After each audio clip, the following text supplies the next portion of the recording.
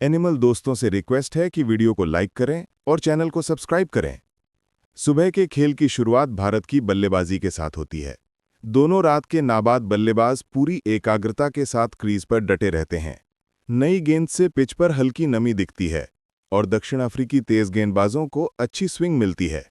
शुरुआती ओवर बल्लेबाजों के लिए चुनौतीपूर्ण रहते हैं, लेकिन वे डिफेंस मजबूत रखते हुए धैर्यपूर्वक खेलते हैं। धीरे धीरे बल्लेबाज लय में आते हैं, कवर ड्राइव, स्ट्रेट ड्राइव और बैकफुट पंच के साथ रन जोड़ते हैं।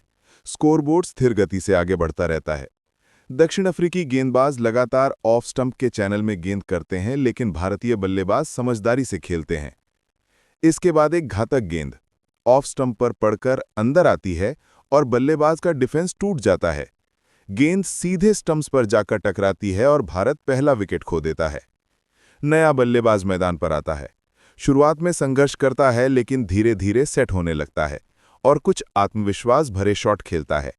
पार्टनरशिप बनती है और रन बढ़ते रहते हैं। लंच से पहले दोनों बल्लेबाज रन रोटेट करते हैं और कुछ क्लासिकल बाउंड्री लगती हैं।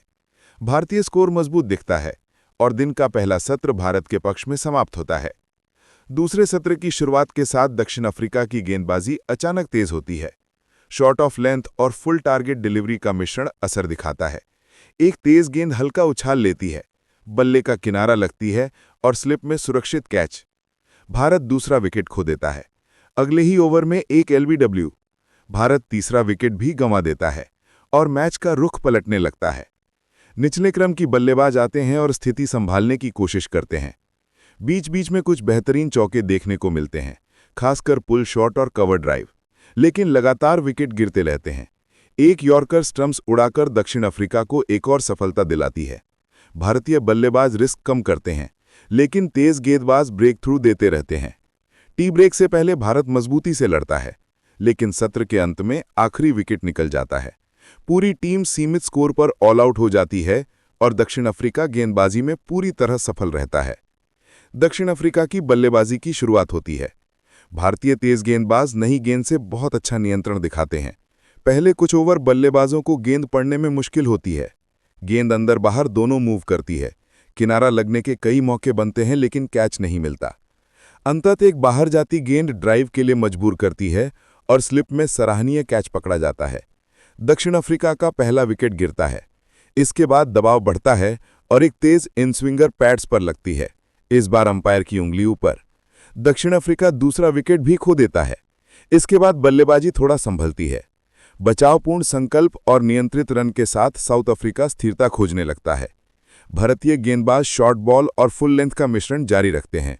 स्पिनर भी अटैक में आते हैं और तुरंत टर्न दिखाना शुरू करते हैं। फील्डिंग पूरे समय शानदार रहती है। डाइविंग स्टॉप, तीखे थ्रो और बाउंड्री रोकने के बेहतरीन प्रयास।